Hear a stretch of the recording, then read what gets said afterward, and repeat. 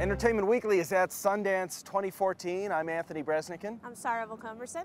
And we are talking about our top three most interesting movies. They haven't shown anything yet, but this is kind of what we're most curious about. So Sara, you start out. It's hard to decide though, because the lineup's really good this year, but Richard Linklater, who is a Sundance veteran, he was here last year with Before Midnight, just announced a new movie called Boyhood, which he's been working on for the last 12 years.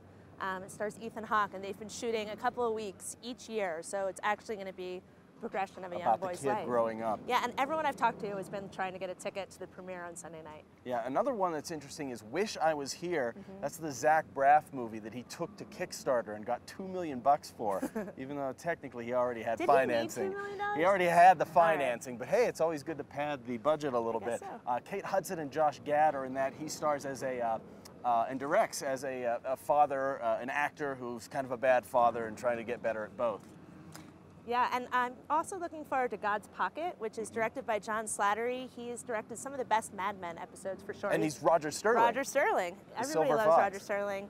And that is based on a Pete Dexter book, and it is a thriller. Philip Seymour Hoffman, Christina Hendricks, and Richard Jenkins. Kind of on the dark, intense side of Sundance. Yeah, very much so. So also dark and intense, but more comedic would be Life After Beth. That's Dane DeHaan and Aubrey Plaza from Parks and Rec. Dane DeHaan, of course, is in the new Spider-Man. Basically, yeah.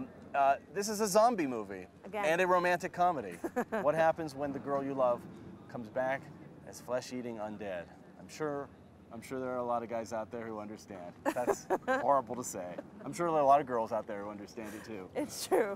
And in Cold in July is another darker movie, and that's with Michael C. Hall and Sam Shepard, one of my favorites.